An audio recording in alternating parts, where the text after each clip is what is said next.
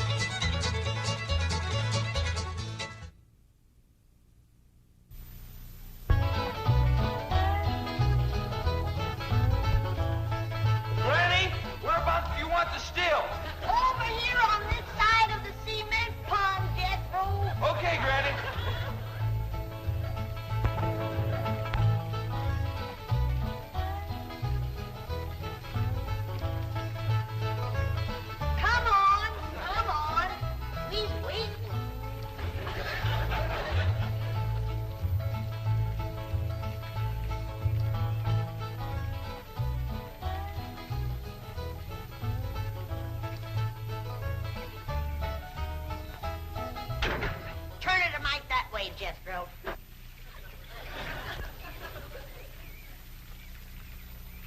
Only one bad thing about putting you still here, Granny. What's that? Drysdale place is downwind. The smell of your corn liquor or brewing is going to drive poor Miss Drysdale right out of her mind. She's a drinking woman. How do you know, Uncle Jay? Well, he kind of let it slip out. Remember when we was unloading this from the truck? Yeah? He says to me, what's that? I said, that's a still for making corn liquor. He turned kind of white and trembly, and he says, oh, please don't ever let my wife see that. I reckon she just can't leave the stuff alone. Some folks like that. Terrible. Come to think of it, that's how come she's in Boston. What kind of drinker? Yeah. Miss Hathaway says she goes all over every place looking to get cured. Damn silly cure, no good. The minute you go to taking it away from them, they want it all the more. I could cure Mrs. Drysdale of her drinking in 2 days. How, Granny? I just tell her she could have all she wanted. When they find out you don't care if they drink, they don't care to drink. That sure would be a blessing. Over here, Ellie, now. No more talk about drinking. Hey, look, everybody. Ella Mae's wearing a dress. How, Mr. Drysdale's in the house to see you. All right. My, ain't she pretty? Yeah. But, Ellie, you're showing too much bare hop. Well, that ain't her fault, Granny. She just got the dress on backwards. Ellie, honey, put it on the other way around. All right. Hold it. Hold on. The world kind of a dress is that? Well, Miss Hathaway says it's a California sundress. Let no son of mine wear it. My daughter neither. Granny, you'd best get her into something decent whilst I talk to Mr. Drysdale. Uncle Jay, can I go swimming in the cement pond? Oh, I reckon so, Jethro. But this ain't like the swimming hole back home. You can't go in there without no clothes on. I can't? No, sir. Okay, Uncle Jay.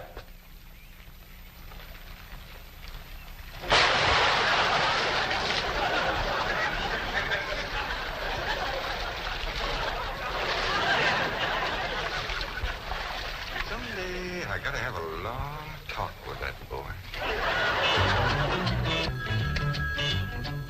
Drysdale's office, Miss Hathaway speaking. Boston. That must be Mrs. Drysdale. No, don't put her on. She'll only make my life Mrs. Drysdale. How are you? How are things in Boston? Oh, the doctors here are just as silly as the ones in Beverly Hills. They insist there's nothing wrong with me. They've got me so depressed. I just had to call and talk to my darling. Are you taking good care of him? Oh, yes. As a matter of fact, he's stretched out on the sofa right now having his nap. How sweet.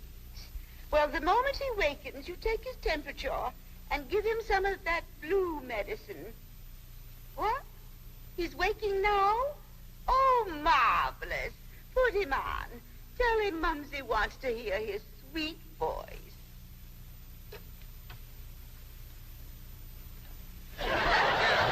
Speak to your Mumsy. He whined. Oh, he probably has a migraine. Oh, poor Chamalade. Even made a hypochondriac out of you. Any message for Mr. Drysdale? Who? Oh, Melvin, my husband. Yes, well, isn't he there? No, he's up at the Clampett estate. Clampett. They bought the place next to yours just about the time you left for Boston. I don't find them listed in the first families. You tell Milburn not to mingle with them socially until I've had a genealogical check run on them. We don't want riffraff living under our very noses.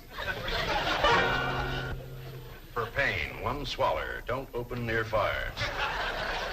I'll be right in, Mr. Drysdale. Thank you, Willie Mae. Granny, this is quite an array of medicines you have here. Yep, them's all the remedies I made myself. I wish you'd make something to help my wife.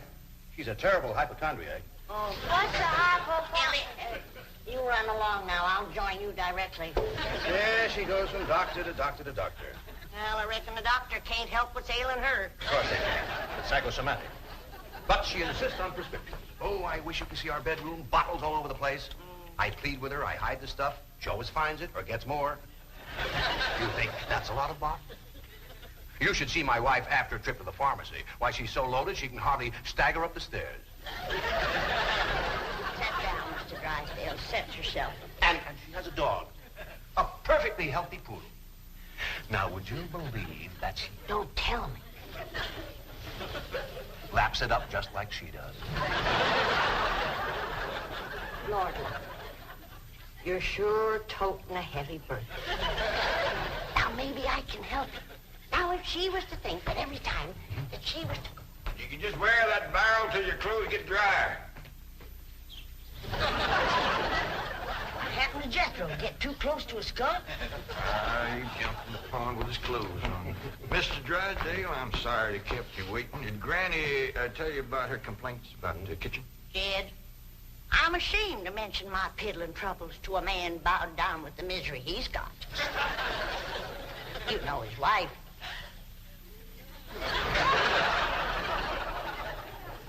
Mr. Drysdale, our hearts go out to you. And we're going to help you, ain't we, Jed? You bet you we are. Man serves a poor purpose in this world if he can't help his neighbor. Oh, you're very kind, but I'll manage. I've been living with it for years. Have a nip, it'll brace you up. Oh, no, thank you. I never touch it. You hear that, Jed? Poor man. He's got all the trouble and none of the fun.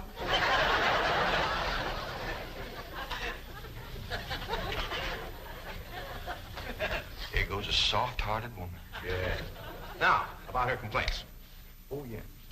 Well, for one thing, that electric meat grinder has been giving Granny a heap of trouble. Electric meat grinder? Yeah, listen right here in the dish trough. Oh, it grinds the meat all right, but then you can't find it. It goes down that pipe. Granny lost 2 squirrels and a rabbit in that thing. That's a disposal. You only put things in there that you don't want. Now, Mr. Drysdale, that ain't altogether true. Granny sure wanted them squirrels and that rabbit. And another thing, this here sideways pump don't work at all. We must have carried in a barrel of water to prime that thing, but it just didn't work. Oh, there's another thing. Every once in a while, this little thingamajig here makes a ringing noise like that. There it goes again. Well, that's the telephone. Someone's calling you. I don't hear him. They're calling you on the telephone. Say hello into it. Hello. Have to hit the receiver first. Now say it. Hello. Mr. Clampett? He said my name. Can they see through this thing? No. Mr. Clampett, may I please speak to Mr. Drysdale? Well, they sure can see, or else how would they know you're standing here? That's my secretary. She knows I'm here. Yes, Miss Hathaway. Mr. Drysdale, I have some messages. But I'll be doggone. Granny! Hey, May! Come look what we got! The Clampetts have just discovered the telephone. Indeed. Gee, this is a marvelous invention. With this instrument, you can talk to anyone, any place in the civilized world. We talk to my cousin Pearl? Oh, yes, of course. Right now?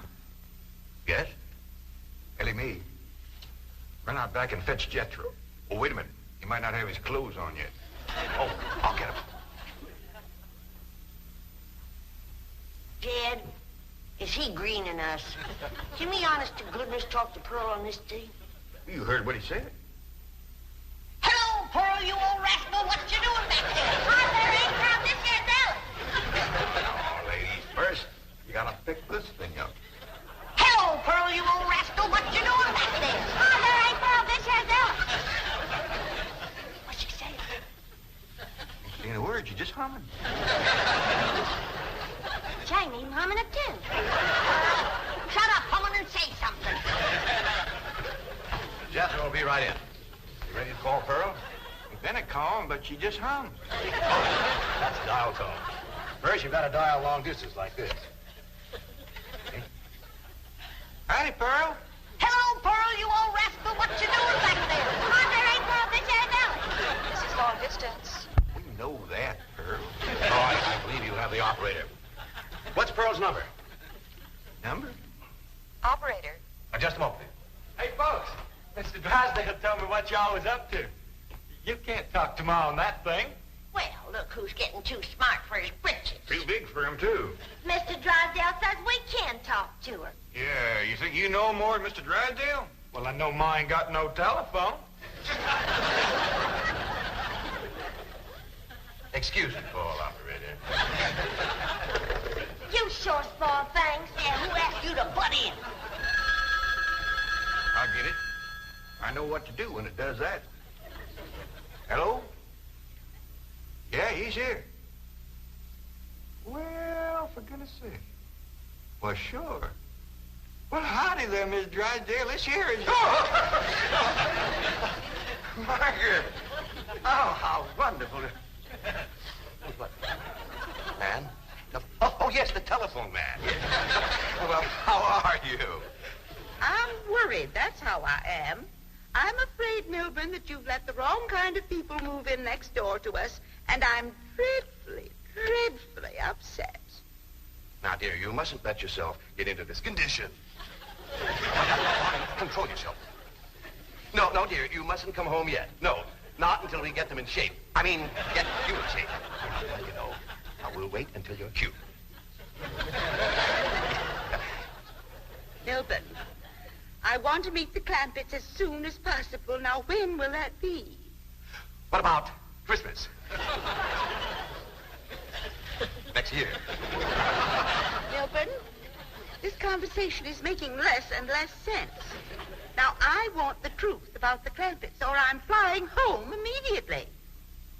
Now, Margaret, please control yourself. I don't want you flying. No, please, dear, please, stay on the ground. Dear, why don't you lie down and take a sedative? And I'll call you from the office. Goodbye. I'm sorry, my wife. We understand. Well, I'll see you later. Keep your chin up. Poor man. Would it just tear your heart out? He is so ashamed of his wife, he don't even want us to meet her. What he says, she won't be cured till Christmas of next year. You gotta help me, Granny. I still say I could cure Mrs. Drysdale in 2 days. Sure be worth a try. If we could get her out here. Kid, misery loves company. And if that poor, miserable woman thought that she had a drinking friend living next door... Granny, you ain't ever down more than a thimbleful in your whole life. I know, kid, but it'd be worth a little white lie to help a neighbor and save a marriage. But how?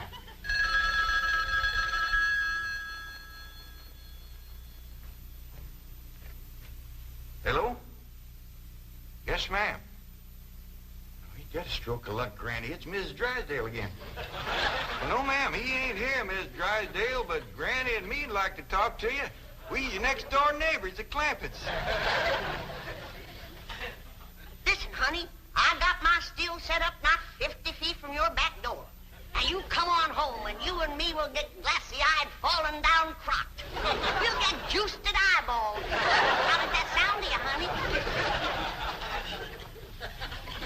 hear nothing. Me neither. The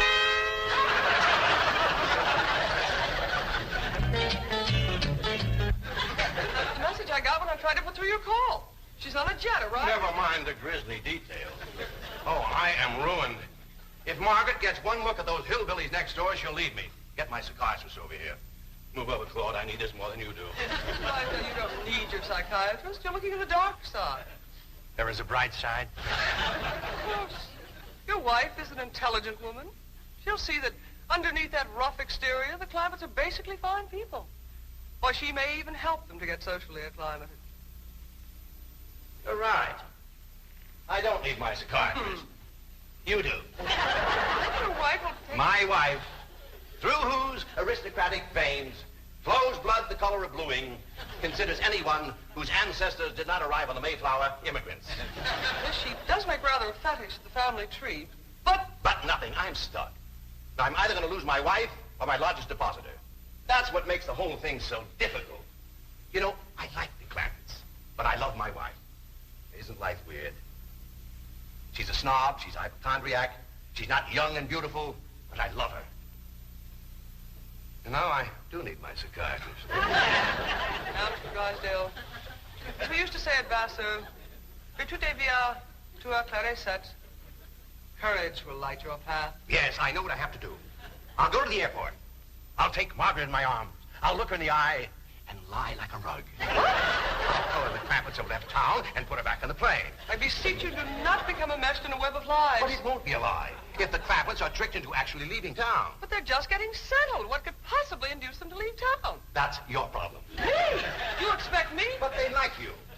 Finagle them into going to Palm Springs for a few days. No, no. I will not help you spin your deceitful web. Miss Hathaway, would you rather be an unemployed secretary or a spider with a raid? You know, I think the Clampetts might enjoy Palm Springs. Palm Springs? Where's that? It's about 125 miles from here, in the desert. Desert? Yeah, remember we crossed one of them on the way out here. All that sand? Yeah, I remember. You ain't getting me to no desert.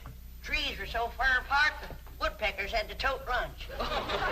But this is different, Granny. This is a beautiful resort with lots of trees and fine hotels and swimming pools. We got a pond for swimming right there. And Ellie's out swimming right now. You didn't jump in with her clothes on, did you? I don't know. Oh, surely not. She promised to wear the lovely swim ensemble I got her. Yeah, she done just like Jethro. Here she comes with the dress shrunk clear up to her. Granny!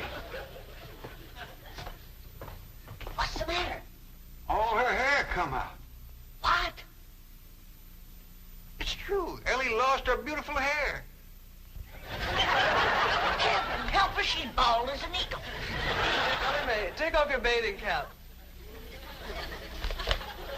Oh, praise be. All right, but Ellie, you hadn't ought to went swimming with your clothes on and shrunk up that nice dress. This ain't a dress, is it, Miss Jane? No, dear, it's a beach jacket to wear over a bathing suit. Ellie Mae Clampett. Cover up your nakedness, child. That's the way everyone goes swimming out here. It's perfectly proper. Well, you wouldn't catch me in nothing like that. Me neither. Mr. Clampett, how would you like for a member of your family to become Princess of Palm Springs? What? They're holding a beauty contest at the Springs this week, and someone in this very room has the face and the figure to win. When the judges see her in a bathing suit... I told you I ain't putting on no bathing suit. Believe me, Mr. Clampett, this beautiful daughter of yours can win that Palm Springs beauty contest without even trying. Can we go, Pa? I'm sorry, Ellie Mae, but I just don't cotton to the notion of a bunch of strangers gawking at your bare limbs. Besides, we already know you're the prettiest. Why shame all them other girls? Run along and get some clothes on. Yes, sir, Pa. Mr. Clampett, I do wish you would reconsider about going to Palm Springs, even if Ellie Uncle doesn't... Jay and Duke and... Howdy, Miss Hathaway. Jane to you, Jethro. Well, Jane to you, too. Duke and me's all set to go hunting, ain't we, Duke? Jethro, have you ever hunted in the desert? No, ma'am. Oh, it's a fascinating place. You might even see a mirage. If there's one there, old Duke will tree it. He's the best hunting dog there is. Well, I love hunting around Palm Springs. You'll all love Palm Springs. They have wonderful hotels. Have you ever stayed in a beautiful hotel suite? No, I ain't, darling. Granny, let's you and me go and leave these two lovebirds alone. Wait, please, let me take you all to Palm Springs. I'll tell you what. Why don't you take Jethro and Ellie Mae and me and Granny will stay here. But then Mrs. Drysdale would see. I mean... Is Drysdale coming home? Is that why you was trying to get us out of town so we wouldn't meet her? Yes, that is the reason. I'm so ashamed I could die. Yeah, now, don't go to crying about it. The way I look at it, ain't nobody got a right to be ashamed of nobody else. Good Lord made us all, and if we's good enough for him, we sure ought to be good enough for each other. I hold back on them tears. You was among friends. I remember a long time ago hearing a fella say it. He said it just about right. He said, there is so much good in the worst of us and so much bad in the best of us that it don't hardly... Boo! Well, go ahead and bawl. It'll make you feel better. I'll tell you what. If this means so much to you, we'll all pick up and go to them Palm Springs with you. Oh, bless you. Mr. Drysdale would be so happy. I'll go help Ellie Mae pack. I'm telling you, that Miss Drysdale must be a mess. She's gonna need our help, kid. This is a poor time for us to be leaving. Yeah, we gotta help her once we get back. Right now, we gotta respect Mr. Drysdale's feelings. Jethro, you go get the truck ready. Okay, Uncle Jed.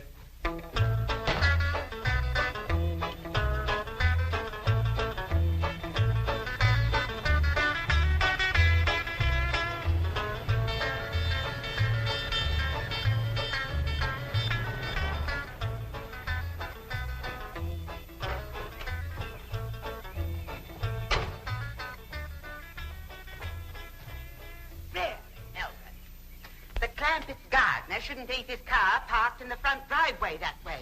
Oh, you're absolutely right, dear, yes. Well, Margaret, don't you want to stop at home first and freshen up, take some medicine or something? Milburn, I have just flown 3,000 miles to meet the Clampetts, and I intend to meet them right now. Well, Donnie, they're probably out of town. You see, they travel extensively. Oh, they're wonderful people. It'd be a shame if you missed them. But I know how anxious you are to get back to Boston and your doctors. And Sonny. How is Sonny? How's he like Harvard this year? Is it Yale, Princeton, Dartmouth? Let's go ask him. Milburn, what is the matter with you?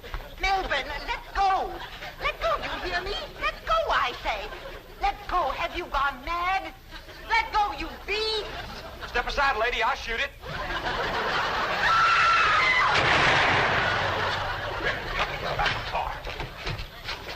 What'd you shoot, Jethro? I think it was a fox.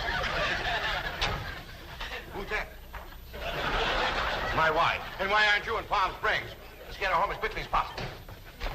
What's going on? Jethro shot a fox. That's Miss Drysdale, stewed to the gills. No wonder they didn't want us to see her. Poor woman. You mean poor husband. Yeah. We can't go up to Palm Springs and leave our neighbor at a time like this. That's right. We gotta pitch in and see that his wife gets cured. Uncle Jed, are we going hunting?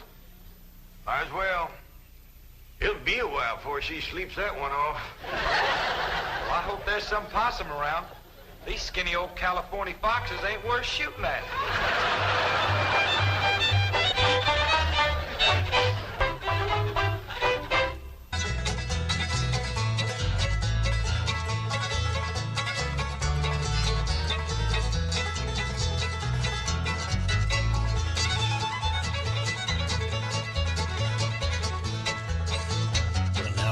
Say goodbye to Jed and all his kin.